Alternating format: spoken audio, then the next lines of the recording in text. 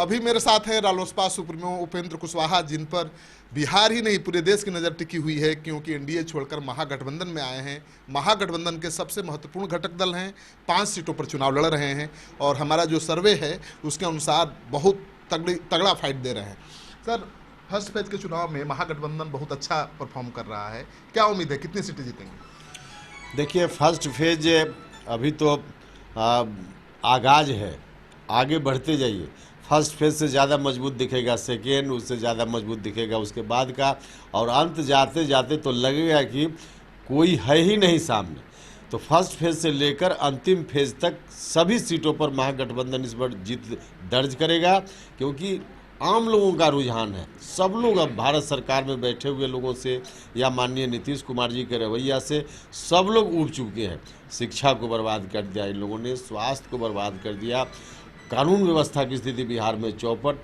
भारत सरकार में नरेंद्र मोदी जी तब कहते थे कि बिहार में कमाई, दवाई, पढ़ाई सब कुछ भी नहीं हुआ। तो कुल मिला जुला कर बिहार की जनता पूरे तौर पे इनको रिजेक्ट करने वाली है। नहीं, उपेंद्र कुशवाहा के आने से ये हुआ है, नौबत आई है कि महागठबंधन इतना मजबूत हुआ है?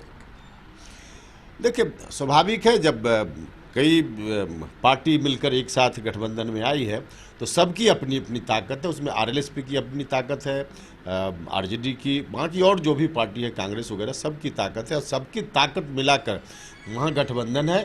और इतनी बड़ी ताकत सबको मिलाकर आज बन गई है कि इसका मुकाबला कोई कर ही नहीं सकता। फर्स्ट फेज में श्योर शॉट कौन सीट लगती है सर जो जीतेंगे आप?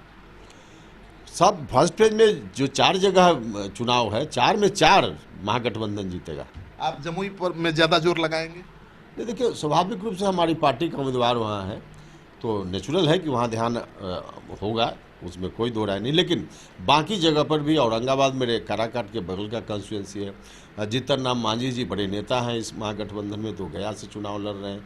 तो कुल मिला जुला कर जितनी सीटें हैं सब पर नज़र सबकी रहेगी और हम लोग सभी सीटों को जीतेंगे। जीतन राम मांझी को तो आप ही से कंपटीशन रहता है? नहीं नहीं, ऐसा कुछ भी नहीं है। देखिए, गठबंधन में जब बातचीत होती है, वार्ता के टेबल पर चलता है, हर पार्टी चाहती है कि हमको ज़्यादा सीट मिले। स्वाभाविक रूप से जीतन राम मांझी जी भी चाहते थे, आरजेडी कांग्रेस के बीच भी मामला चला।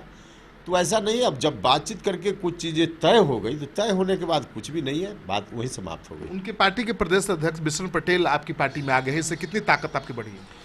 देखिए, बिशन पटेल साहब उनकी पार्टी से सीधे नहीं आ रहे हैं। उनकी पार्टी को उन्होंने छोड़ दिया था महीना 1.5 महीना पहले, किसी पार्टी में नहीं थे, तब हमारी पार्टी को उन्होंने ज्वाइन किया है और उनके आने से काफ़ी मजबूती मिलेगी हमको पूरे बिहार में। नीतीश कुमार जी जो एक कारीगरी करते थे समता पार्टी के समय में, एक विशेष जातीय समीकरण की बात करते थे, पटेल साहब अब हमारे साथ हैं। वह समीकरण देखिएगा, आरएलएसपी के साथ आगे दिखेगा, नीतीश कुमार वहाँ भी जीरो हो जाएंगे। सर, आप लोग बड़ा अजीज दोस्त हुआ करते थे, नीतीश कुमार उपेंद्र कुशवाहा की जोड़ी चर्चित थी, आखिर इतना मनमुटाव क्यों?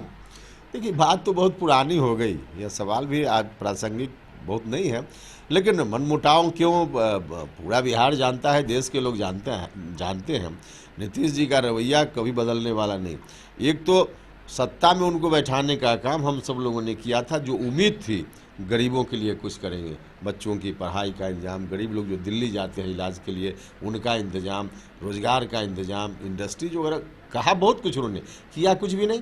और साथ ही साथ हमारी पार्टी के लिए, और हमारे तो लगता है कि पीछे पड़ गए हैं नीतीश जी, जैसे भी हो बर्बाद करो।